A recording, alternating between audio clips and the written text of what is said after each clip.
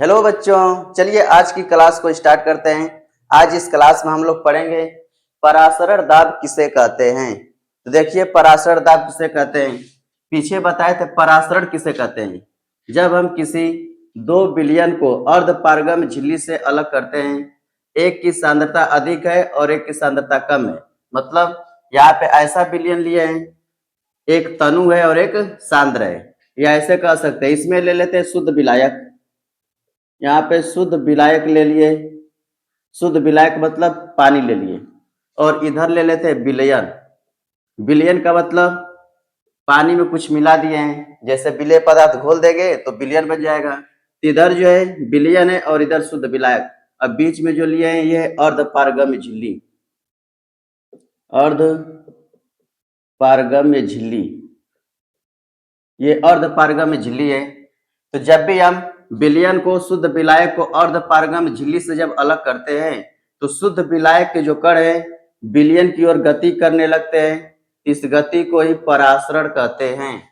और जैसे ही विलयन के ऊपर कोई पिस्टन लगा करके और इस पे दाब लगाते हैं, यहाँ पे कोई पिस्टन लगा दिए, तो जैसे जैसे विलयन के ऊपर दाब लगाते हैं परासरण की क्रिया धीरे होने लगती है। यानी इस विलयन का आयतन घटता है तो विलयन के कणों का वाष्प दाब बढ़ने लगता है, यानी परासरण क्रिया रुकने लगती है।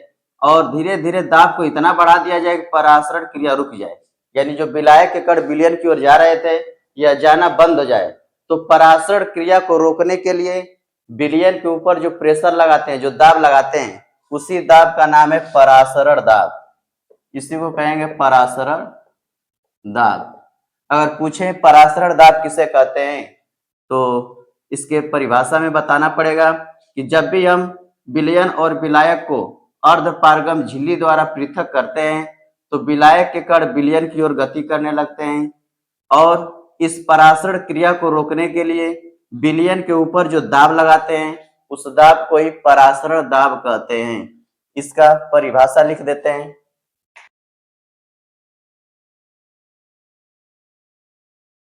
देखिए परासरण दाब किसे कहते हैं, यहाँ पे लिख दिए। जब किसी विलयन को अर्धपारगम्य झिल्ली द्वारा पृथक करते हैं, अलग करते हैं, किससे करते हैं? शुद्ध विलायक से। जब किसी विलयन को शुद्ध विलायक से अर्धपारगम्य झिल्ली द्वारा पृथक किया जाता है या अलग किया जाता है, तो परासरण की क्रिया शुद्ध विलायक से विलयन की ओर होने लगता है। मतलब पानी के कण अर्धपारगम झिल्ली से होकर के विलयन की ओर जाने लगते हैं। इसी क्रिया को परासरण कहते हैं। तो इस परासरण की क्रिया को रोकने के लिए विलयन के ऊपर दाब लगाना पड़ता है। तो जितना दाब लगाना पड़ता है उस दाब को ही परासरण दाब कहते हैं। तो यहाँ से परिभाषा लिख सकते हैं। यहाँ पे नियम दिया हुआ है परासरण दाब के नियम क्या है। परासरण के नियम में वान हाफ नामक एक वैज्ञानिक थे, उन्होंने अपना एक सिद्धांत दिया था जिसे वान हाफ सिद्धांत कहते हैं।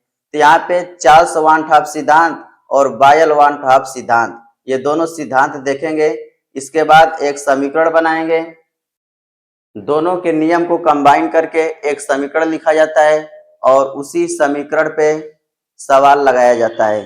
तो पेपर में इस पे भी सवाल पूछता है परासरण दाब पे। तो चलिए सबसे पहले नियम को देखते हैं। नियम क्या है?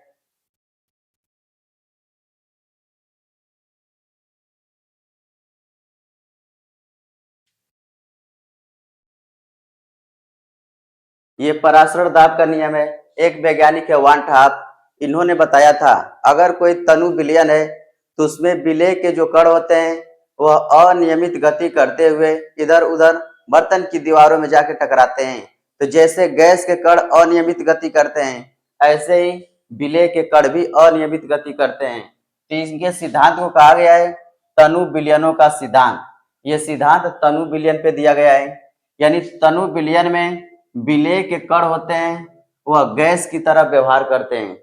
जैसे बायल का नियम और चार्ल्स का नियम, ये पीछे पढ़े हुए क्लास 11 में, वहां पे गैसों पे ही नियम दिया गया है। उन्हीं नियम को यहाँ पे जो है शामिल किया गया है। जैसे बायल वान हाफ नियम में क्या कह रहा है, स्थिर ताप पर किसी विलयन का जो परासरण दाब होता है उसके सांद्रता के समानुपाती होता है, यानी P समानुपाती होता है C। यानी जैसे जैसे सांद्रता बढ़ाते हैं वैसे वैसे परासरण दाब भी बढ़ता जाता है। पराशर दाब को घटाते हैं सांद्रता भी घटती जाती है, ऐसे ही बोल सकते हैं। सांद्रता घटाएंगे पराशर दाब घटेगा, सांद्रता को बढ़ाएंगे तो पराशर दाब भी बढ़ेगा। और चार्ल्स वान ठॉप नियम में सांद्रता को ही स्थिर रखा जाए। जब सांद्रता को स्थिर रखेंगे तो विलयन का जो पराशर दाब होता है P वह ताप के समानुपाती होता है, यानी इसमें टेम्परेचर बढ़ाएंगे तो पराशर दाब बढ़ेगा और टेम्परेचर को कम करेंगे तो पराशर दाब भी कम होगा। तो ये नियम है बायल का नियम और चार्ल्स का नियम। वैसे तो ये सब नियम गैसों पे लागू होता है, लेकिन यहाँ पे मान लिया गया है कि जो विलयन है उसमें विलय के कण गैस हैं, ऐसा माना गया है, मान करके इस नियम को दिया गया है। अब एक काम करते हैं, बायल वान ठॉप नियम और चार्ल्स वान ठॉप नियम दोनों को शामिल कर देते हैं। तो एक साथ लिख सकते हैं दोनों को शामिल करके, ऊपर लिख रहे हैं।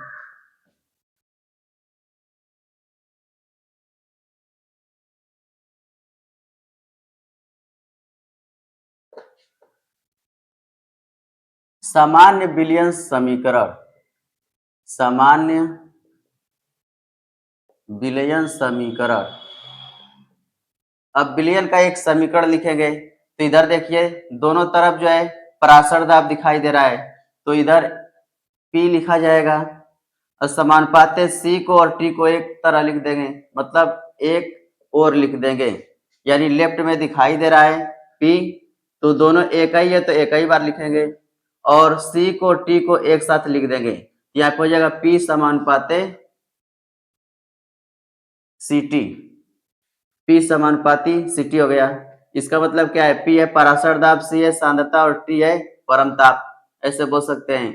अब ध्यान से समझें, हम यहाँ पे क्या किए हैं, सामान्य विलयन का समीकरण बनाने के लिए दोनों नियम को शामिल कर दिए हैं, यानी इसमें लिख सकते हैं बायल वान ठॉप नियम तथा चार्ल्स वान ठॉप नियम को मिलाने पर P समानुपाती C बटे T हो गया। और जैसे ही C को हटाना चाहते हैं, सांद्रता, सांद्रता का मतलब होता है मोल प्रति लीटर, मोल प्रति लीटर में सांद्रता को पीछे पड़े हैं, इसका मतलब C बराबर लिख सकते हैं N बटे V। और समानुपाती का जब चिन्ह हटाते हैं समानुपाती चिन्ह बोल सकते हैं, तो बराबर लिखेंगे और यहाँ पे एक कांस्टेंट वैल्यू लिखा जाता है, एक नियतांक लिखा जाता है, इसको स्थिरांक भी बोल सकते हैं। P बराबर R और C के स्थान पर लिख सकते हैं N बटे V, तो लिखेंगे यहाँ पे P बराबर R N बटे V T। अब यहाँ पे V को इधर लिख सकते हैं,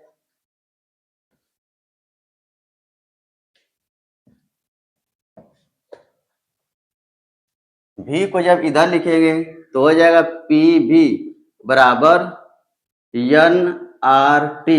तो यहाँ से PV बराबर NRT एक समीकरण बन गया और ये आदर्श गैस समीकरण पीछे पड़े थे, यानी आदर्श गैस समीकरण का भी सूत्र यही हुआ। इस समीकरण को याद रख सकते हैं, इसी पे सवाल आगे आने वाला है। और एक बात याद रखेंगे, यहाँ पे जो N है यह मोलों की संख्या, मोल, ये है P बराबर है पराशर दाब, V जो है आयतन है, R जो है गैस नियतांक है और T जो है ताप है टेम्परेचर और N जो है मोल है। और मोल बराबर पीछे पड़े हैं भार बटे अणुभार, मोल बराबर होता है भार बटे अणुभार, ऐसा पीछे पड़े हैं। मोल को N से दिखाते हैं और भार को W से दिखाते हैं और भार को M से दिखाते हैं। तो यहाँ पे लिखना चाहे तो W बटे M भी लिख सकते हैं, तो लिखेंगे PV अथवा करके लिख सकते हैं, अथवा लिख सकते हैं PV बराबर W बटे MRT, ऐसे भी लिख सकते हैं। सवाल में कभी कभी ऐसा हो सकता है कि मोल न दें, भार बटे और भार से भी सवाल को लगाया जा सकता है, तो कैसे भी लिख दे बात एक ही है। कभी कभी हो सकता है कि यहाँ से P बराबर RCT ऐसा दिखाई दे, या ऐसे भी लिख सकते हैं P बराबर CRT, ऐसे भी लिखा जा सकता है। अलग अलग तरीके से बदल के लिख सकते हैं। अगर सवाल आता है तो इसी सूत्र से सवाल को आसानी से लगा लेंगे। कभी कभी पूछ देता है, सवाल में दे देता है कि समपराशरी विलयन है। समपराशरी विलयन का मतलब क्या हुआ, समपराशरी विलयन सवाल में लिख देगा कि जो विलयन है समपराशरी है। इसका मतलब 2 विलयन दिया गया है और दोनों का पराशर दाब बराबर है, तो पराशर दाब P1 बराबर लिख सकते हैं P2, दोनों का पराशर दाब बराबर है। अगर इसको लिखना चाहें पराशर दाब बराबर है तो दोनों की सांद्रताएं भी बराबर होगी।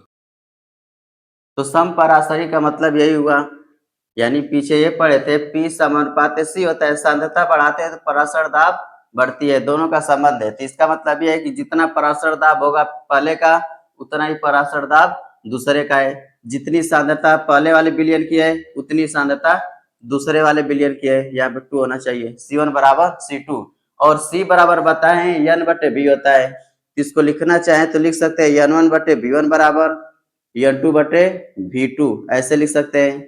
इसके बाद से N को बताए थे W/M लिखा जाता है, भार बटे अणुभार। तो यहाँ पे चेंज कर सकते हैं, N के स्थान पे लिखेंगे भार बटे अणुभार, ऊपर लिख देते हैं भार W1 और नीचे लिख देते हैं अणुभार, बगल में लिख दिए V1 M1 और इसको लिख सकते हैं W2 V2 M2, ऐसे भी लिखा जा सकता है। यानी अगर सवाल में समपराशरी विलयन का नाम ले लिया तो यहाँ पे बराबर दिखाया जा सकता है कि दोनों का पराशर दाब बराबर है, दोनों की सांद्रताएं बराबर हैं और उनके मोल जो है आपस में बराबर हो सकते हैं, मोलों की संख्या बराबर हो सकती है। तो इनमें से किसी का भी यूज करके सवाल को हल किया जा सकता है। मेन रूप से ये वाला समीकरण जो है याद रखना है, इसको और इसको, दोनों एक ही बात है। N के स्थान पे W/M लिख दिए हैं, इसी पे सवाल को लगाएंगे।